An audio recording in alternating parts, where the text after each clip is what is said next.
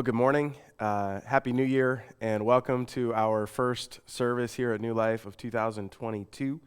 We say this every week, but thank you so much for choosing to spend part of your Sunday morning with us. We know there are other places you could be, other things that you could be doing. In fact, you are currently gathered in different places around South County watching this. But we're just grateful that you would choose to give us an hour or so of your Sunday morning. This is obviously not how we had planned to begin 2022. We had planned to begin with a live in-person service, as we have been for most of the last year and a half or so. Unfortunately, I think most of you are aware, I contracted COVID, tested positive on Tuesday, so my quarantine isn't up until Sunday, so felt like on the safe side, it would make sense for us to just do a virtual service for this first Sunday morning. So just so that you know how things are going to go, we would typically have some music, some singing. We would invite you, again, whether you're in person or watching online, we would invite you to sing along with us. We're not going to do that today just because, I don't know if you could probably tell, but my voice is not quite up to taking care of that yet today. But I'm going to read actually a psalm for us to start, and then I will deliver the message, which is the first in a series of messages called Moments. It'll be a 5-week series that will carry us through the month of January, and then I will give you a next step, and we'll let you head out on your way. So probably be a little less time than a normal New Life service, unless I decide to preach for an hour or so, which is also possible. I'm going to read from Psalm chapter 27. I just thought it would maybe encourage us. This was how the early church probably worshiped, not necessarily with a band. They didn't have, any electronic instruments. There was no sound amplified anywhere. For the most part, they probably read Psalms and encouraged each other that way. So I thought I would read this Psalm 27 and encourage us that way before we dive into the message. It says, "The Lord is my light and my salvation. Whom shall I fear? The Lord is the strength of my life. Of whom shall I be afraid? When evildoers came upon me to eat up my flesh, my foes and my enemies, they stumbled and fell. Though a host should encamp against me, my heart shall not fear. Though war should rise against me, even then will I be confident. One thing I have asked of the Lord, that will I seek after, that I may dwell in the house of the Lord all the days of my life, to behold the beauty of the Lord and to inquire in his temple. For in the day of trouble he will keep me secretly in his pavilion. In the covert of his tabernacle he will hide me. He will lift me up upon a rock, and now shall my head be lifted up above my enemies round about me. And I will offer in his tabernacle sacrifices with joyful shouting. I will sing, yea, I will sing praises unto the Lord. Hear, O Lord, when I cry out with my voice, and be gracious to me, and answer me. To you said my heart, seek my face. Your face, O Lord, will I seek. Hide not your face from me. Put not your servant away in anger, for you have been my help. And do not cast me off, nor forsake me, O God of my salvation. When my father and my mother forsake me, then the Lord will take me up. Teach me your way, O Lord, and lead me in a plain path because of my enemies. Do not deliver me to the will of my foes, for false witnesses have risen up against me, and such as breathe out cruelty. Had I not believed to see the goodness of the Lord in the land of the living. So wait for the Lord, be strong, and let your heart take courage, and wait for the Lord." Psalm 27. Would you pray with me? God, we're grateful that we can come at the beginning of this year, facing all of the different things that we face, all the different fears, all the different things that seek to cause our hearts to be troubled and threaten our peace. And in the middle of all of those things, we remember that you are our light and you are our salvation. And if we hide ourselves in you, we have no reason to fear, and we have no reason to doubt. We have no reason to tremble in the face of those things, because you are our God. You are our salvation. You are our rescue. And so, God, today, we place our hope, our trust, our confidence fully back in you. And we ask that once again, you would surround us with your presence. We ask that wherever we are today, physically, wherever we are, emotionally, mentally, spiritually, wherever we are today, that you would be our refuge and you would be our strength. In Jesus' name, amen.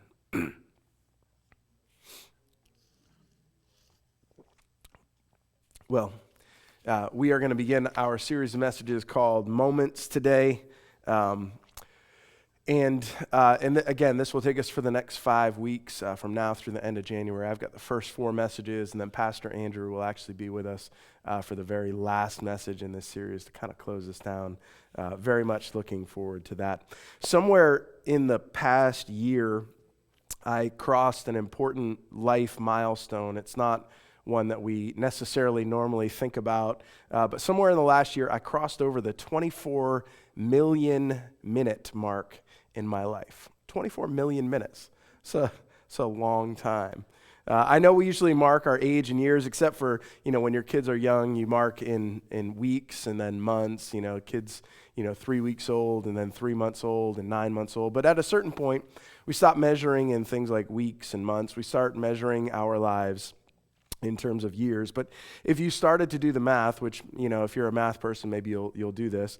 Some of you are over 30 million minutes in your life. And some of you, maybe even some of you watching today, are pushing the 40 million minute mark in your life. And as I was writing down those numbers, and I kind of put my notes together, it seems almost ridiculous because I've never really imagined even being able to count quite that high. Like, could you count to 24 million minutes that you've lived? And of course, a lot of those minutes have been occupied with some pretty mundane things. There's a lot of minutes that were spent sleeping, more when I was a teenager than now that I'm older. There were other minutes that were spent doing really unremarkable things like brushing my teeth or eating unremarkable meals like a turkey sandwich or something like that. I mean, if you thought about like what you've spent minutes of your life on and how many minutes you've spent on some of those unremarkable, and incredibly mundane things, it would add up pretty quickly to a lot of minutes spent on things that were not all that significant at the time. But then there are other minutes that I've gone through, other minutes that you've gone through that seem to have been kind of given a certain and special significance because we remember them differently. There are certain meals that I can remember eating. I can remember where I was. I can remember what I ate for dinner. I can remember who was gathered at the table together with me. I can remember being in those places. I can remember the flavors, and I can remember the conversations that were had around the table on those days. I can remember some days what it was like to fall asleep after a long and tiring day. I mean, that feeling of like having just worked and worked and worked, and you finally get into bed and you just kind of collapse, and you remember that feeling of, man, I did a hard day's work today, and I actually fell asleep.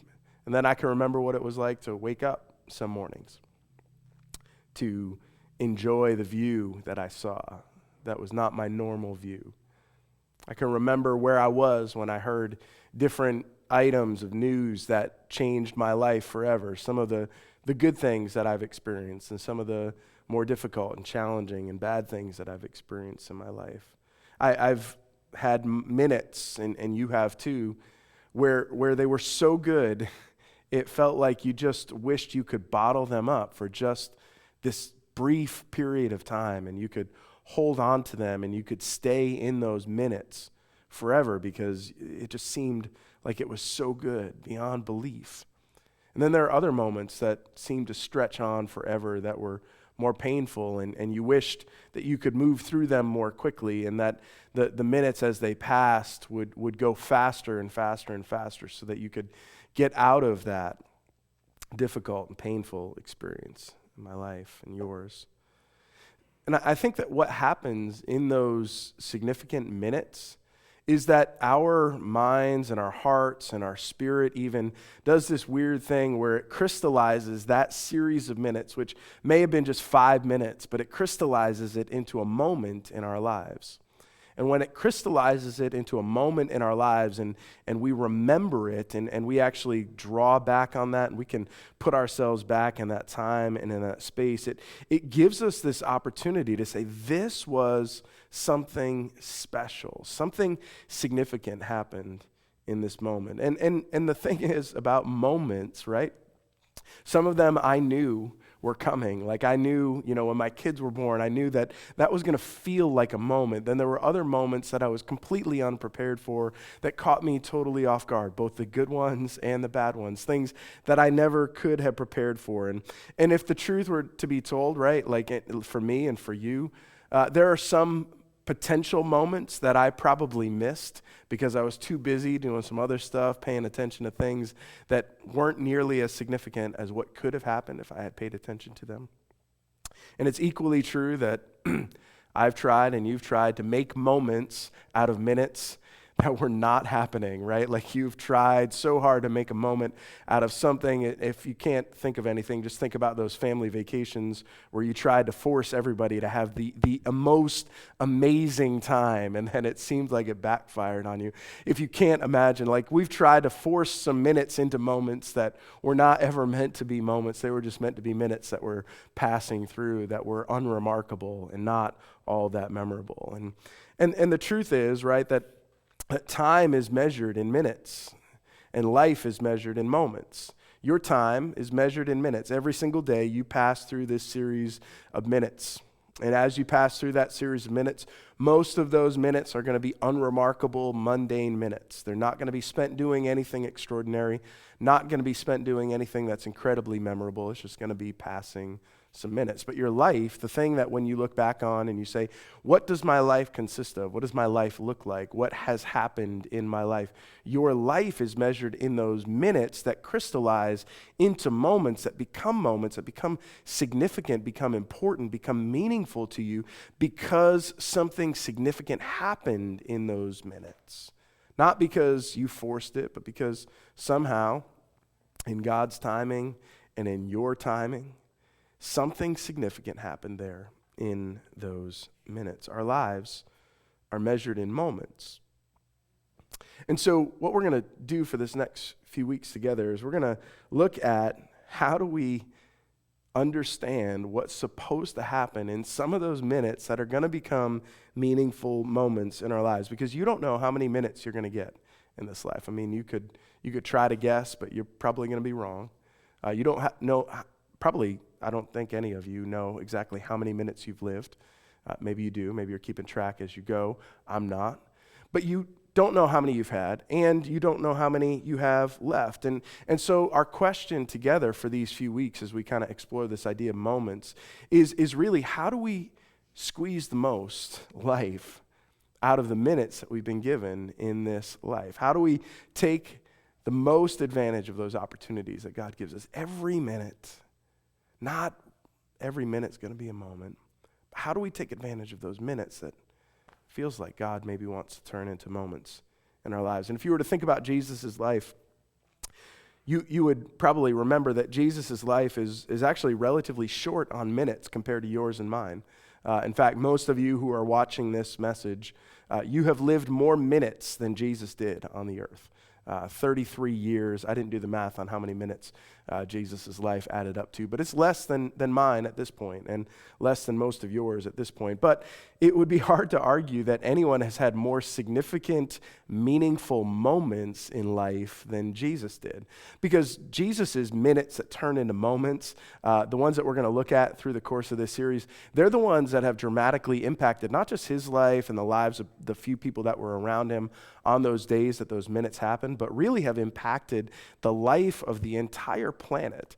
And so the stories that we're going to read through together and the things that we're going to kind of examine together in this series, we're going to find that Jesus had a remarkable sense of awareness of the minutes of his life. And in that awareness, as he just kind of sat in those minutes and understood exactly what was supposed to happen in those minutes and turn them into moments for his life, he made an incredible impact on you, on me, on the life of the world. And so this series is about looking at some of those moments in Jesus' life and maybe trying to understand what Jesus saw in those minutes that allowed them to become moments that we would remember for the rest of our lives. John's gospel, and that's what we'll look at through the course of the series. It'll be 5 moments in Jesus' life, all from John's gospel. And John's gospel is full of these minutes that become moments in Jesus' life because John chooses very intentionally to focus on these dramatic moments. And it's interesting that the gospel writers, they don't tell all of the minutes of Jesus' life. They don't say, on minute 1, Jesus did this, minute 2, Jesus did that. But John, as he tells his story, he sort of gives these windows for us to see Jesus' life through. And these windows that he arranges to help us focus our attention on Jesus as the Son of God sent by the Father into the world to rescue and to redeem us. And so the way that John usually does it, if you've ever read through his gospel, you may have kind of picked up on this, or maybe you haven't, and maybe this will be helpful to you as you do.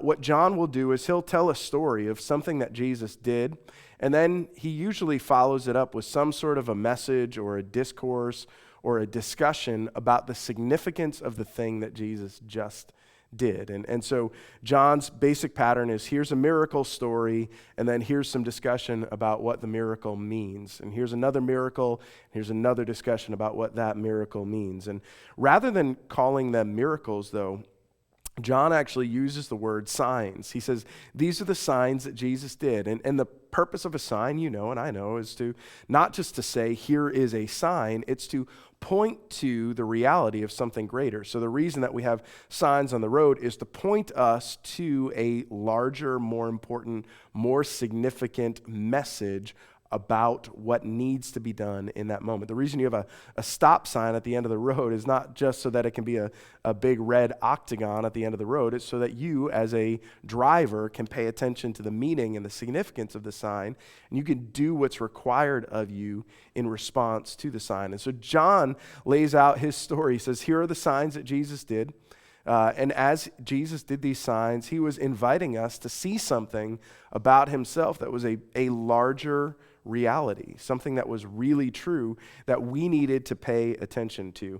And so it wasn't just that Jesus did these cool party tricks and did some miracles so that he could gain a following of people. It was that Jesus did these things so that people could understand something about him, because Jesus loved to turn these passing minutes into lasting moments. Just these little minutes that you or I, we might have just skated on past. But Jesus recognizes there's something sacred, something significant that's going to happen in these minutes. And when he does, he takes something that could have honestly just been a throwaway series of minutes, just an ordinary day, and he turns them into something significant. The first of those comes in John chapter 2, and that's where we're going to be together this morning. One of Jesus's, I guess they're all somewhat famous, but one of Jesus's more well-known signs or miracles. And John locates this sign firmly in some of these minutes in Jesus' life. John chapter 1 closes with Jesus inviting a man named Nathanael to come and to follow him, to be one of his disciples, to kind of go along with him and the others who are already gathered with him. And so when chapter 2 opens, here's what John says. He says, and on the third day, it's interesting, right, that John would pay attention to 3 days after Jesus has this interview with Nathanael, something else significant happens. On the third day, there was a wedding at Cana in Galilee, and the mother of Jesus was there. And Jesus was also invited to the wedding with his disciples. And when the wine ran out, the mother of Jesus said to him, they have no wine. And it's again, a relatively commonplace event. There's weddings happening almost every weekend somewhere around here. You've been to a number of weddings yourself in your life. I've been to a number of weddings myself. I've been to some. I've officiated a bunch of them. All of that sort of stuff. We've got a relatively ordinary event. On the third day, there's a wedding at Cana. Jesus' mom is invited there. Jesus is invited with his disciples. They go to the wedding, they sit down at the reception, and this would have been a multi-day event, not just a one-day event, but a multi-day party celebration for the bride and for the groom. And at a certain point in the celebration, the wine runs out, and it becomes known somehow to Jesus' mother that the wine has run out, and that because the wine has run out, the party is in danger. Now, here's how how we should think about that, right? Because in our current culture with open bars and, plenty of alcohol available to us just about anywhere that we would go, it's hard for us to imagine, well, how did they, they not plan well enough? Did they not, take care of, the stuff that they should have taken care of? It's hard for us to imagine that someone could actually run out of wine at the wedding. Secondly, it's equally as difficult for us to imagine how big of a deal this actually was. Because for you and me, if we're at a reception this weekend, maybe it just means that, the party sort of ends early, everybody goes home. Maybe people will talk about it for a little while. You remember that time we were at that party, at that wedding, and they kind of ran out and whatever. But for Jesus's culture and Jesus's world, this is a huge deal. It's not just that they ran out of wine, it's that this couple and their family have not upheld what was almost equivalent to a social contract with their entire village, because part of their responsibility as the family of the bride and family of the groom was to provide enough of a celebration, provide enough of a party so that the entire village could enjoy it. Because when the other villagers' kids got married and the other villagers' kids had their weddings, they all provided enough wine and enough food for the other families in the village. And so this family was not just kind of going to be embarrassed, but it was also possible that they could be financially liable to the rest of their village because they had failed to provide for their obligation. They had breached their contract to throw a good enough party for their wedding. And so when Jesus' mother approaches him to tell him that they've run out of wine, she's essentially saying, hey, Jesus, I kind of have an idea of who you are. I know that you are not just a normal, 30-year-old adult. I've watched you grow. I had the message from the angels. I've seen everything. I know that there's something unique and significant about you. The wine has run out. Jesus' mom comes, says they have no wine, and her expectation is you're going to do something about it, right? Because this is, probably someone at least that she knew well enough that she would have been in on the reality that the wine had run out. So this is someone that, she's probably got enough familiarity with, close enough to her and her family. And so he's essentially being asked, Jesus, could you do something about this situation for this family? Mary seems to see this maybe as an opportunity for Jesus to announce himself publicly to the world, to say, hey, I'm here. I've been, 30 years hiding in Nazareth in the backwoods in Galilee, but I'm ready to sort of step onto the scene and make my public declaration of myself. And the reality is, right, Jesus could do anything. I mean, there's so many things that Jesus could do. But the real question is, what should he do in these minutes that are about to turn into moments? Because just because Jesus can do anything doesn't mean that he necessarily should do anything. And she says, Jesus, they've run out of wine. And then Jesus said to her, woman, what does this have to do with me? My hour has not yet come. And his mother said to the servants, do whatever he tells you.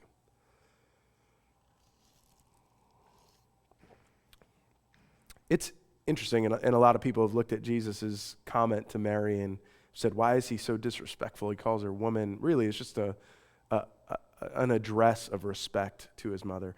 But it's also a little bit of a moment in which Jesus says, hey, I understand that for these 30 years I've been under your care, and I've been subject and obedient to you for all of these 30 years, but I also recognize that this is a moment in which maybe I'm starting to step out from underneath your authority just a little bit, starting to come into my own in this moment.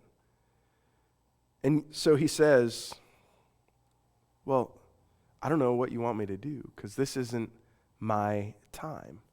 My time is not yet come in this moment.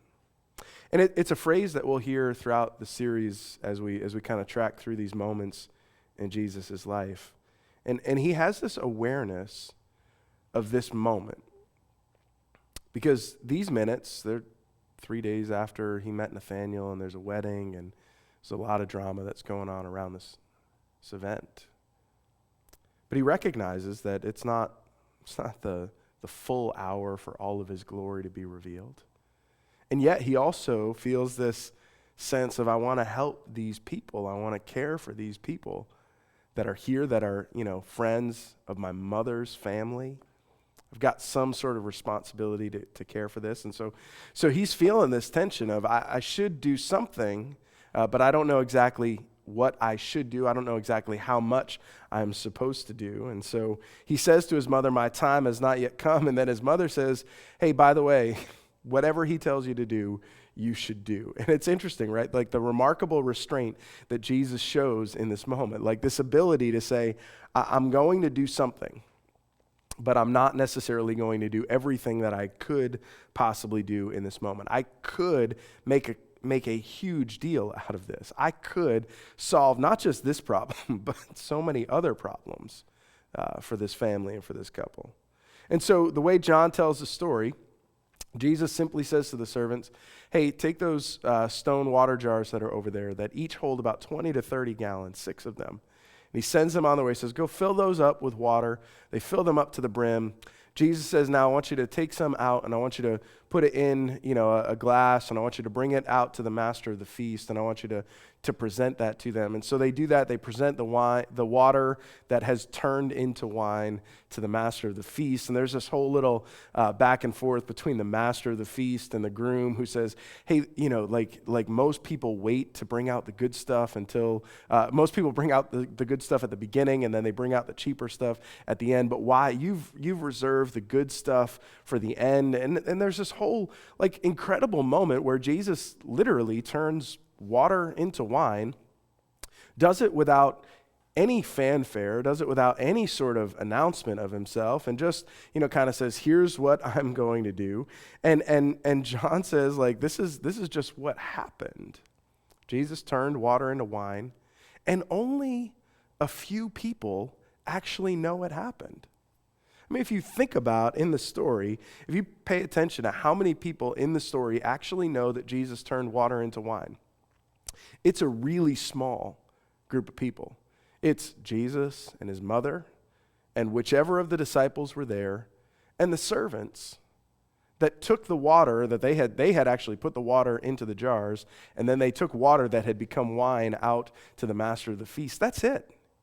No one else, at least as far as we know when we read the story, knows that Jesus had performed this incredible sign and this incredible miracle. He recognizes, right, that the moment is asking him to do something, but he also recognizes that the moment isn't asking him to do everything, and it's certainly not asking him to make some sort of public announcement of himself. It's just a minute that turns into a moment that Jesus doesn't push too far. He just lets it be there. And then the way John concludes the story in John chapter 2, verse 11 is just this.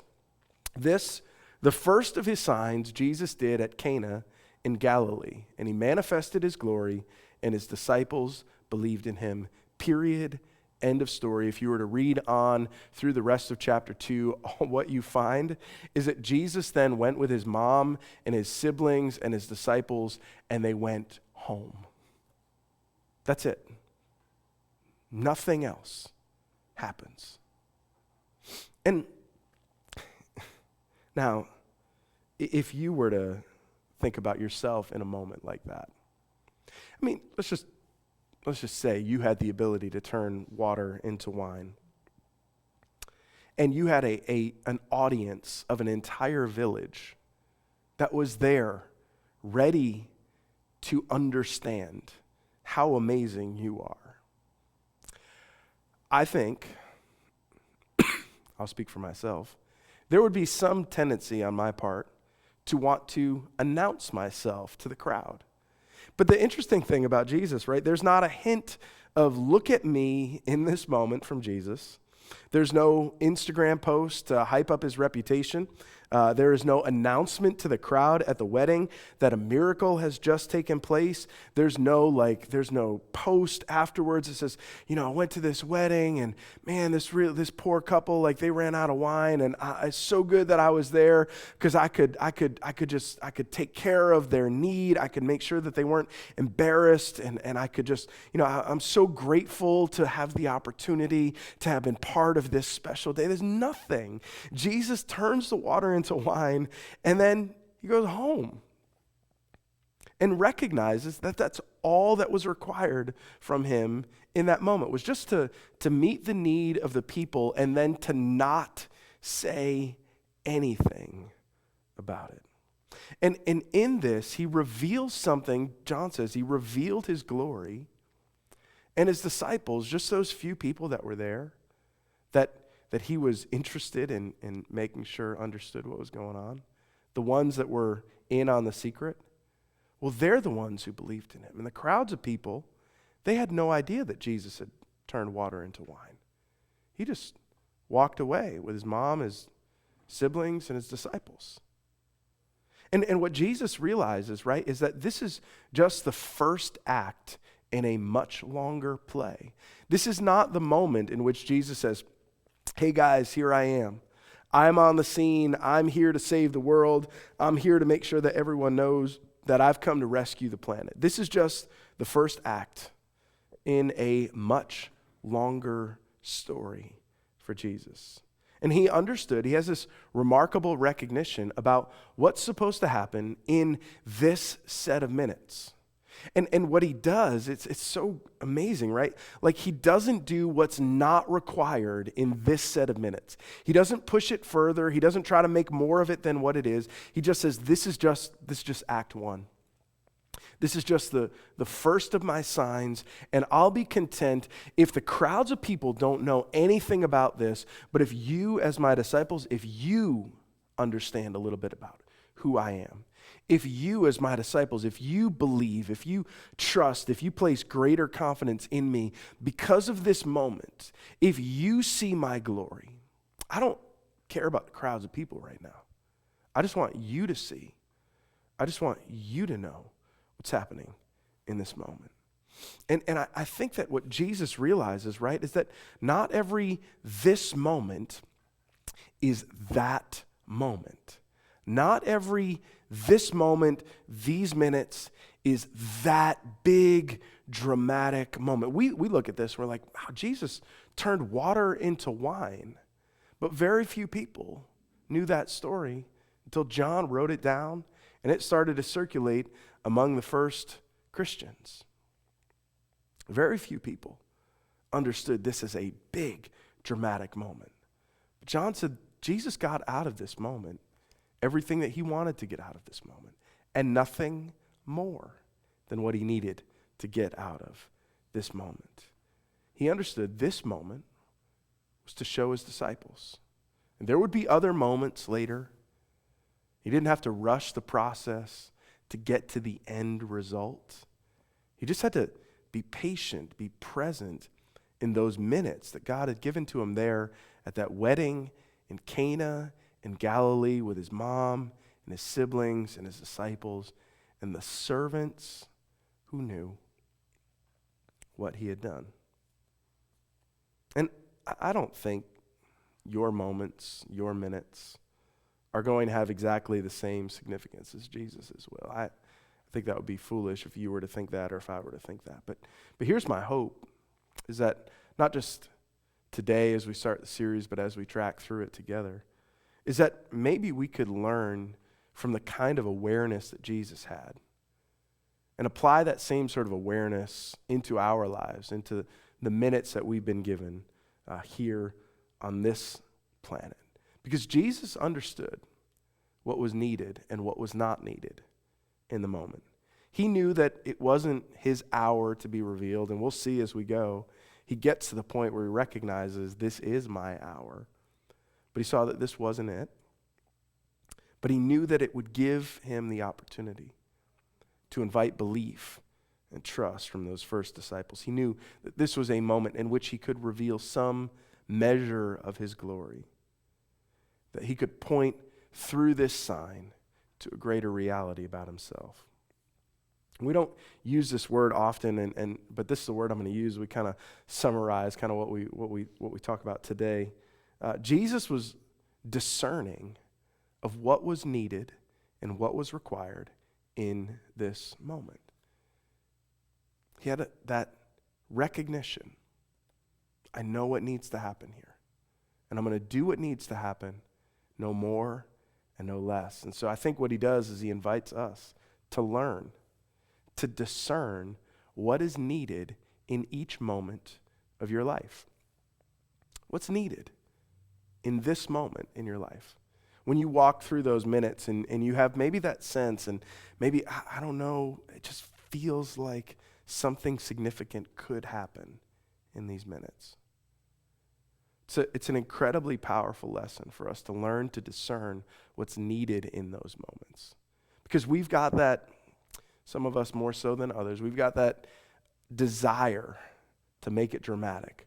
We've got that desire to make it public. We've got that desire to kind of bring it out in front of everybody and make sure that everybody knows what we are doing in that moment.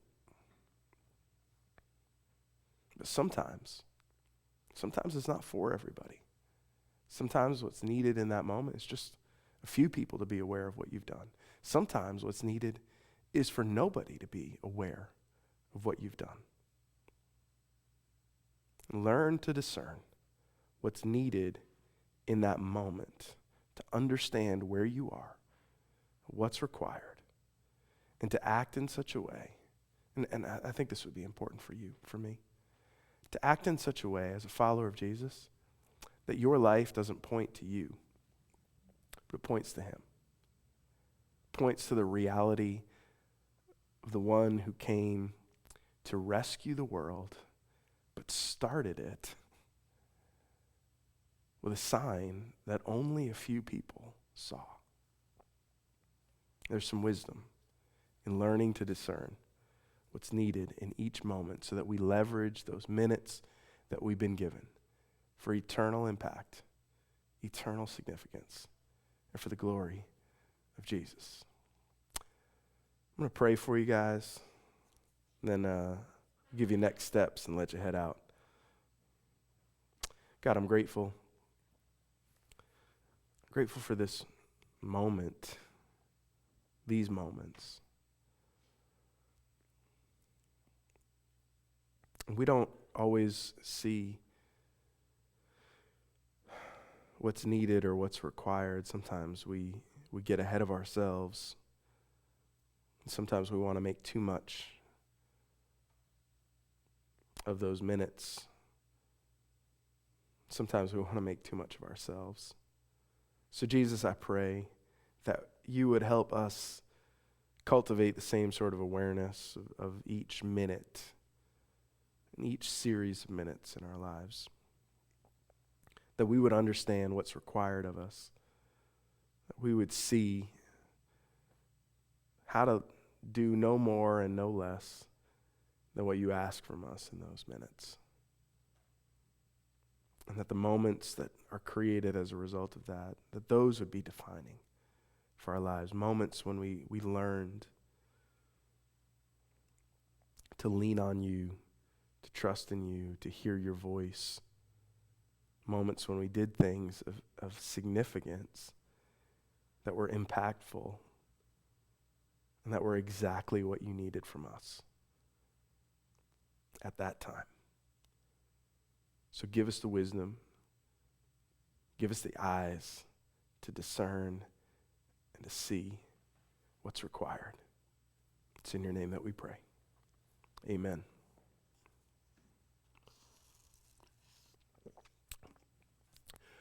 Well, practically speaking, next step for you is our hope and plan is to be back in person for services next Sunday morning at 10 a.m. So we'd encourage you, invite you to join us for that again, either in person or again online. If you are joining us, just a reminder, if you're joining us in person, we are back to wearing our masks in and out of church, in and out of sort of common spaces. So just kind of a reminder for you when you come in next week. It's regardless of your vaccination status, just sort of across the board, something that we're asking people to do for health and for safety. We appreciate your cooperation, your help with us on that. So thank you so much again for joining us this Sunday morning, our first Sunday of 2022.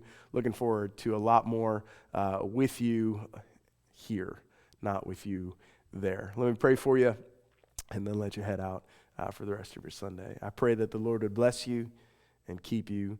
The Lord would make his face to shine upon you, that he would lift up his countenance towards you, be gracious to you, and give you peace.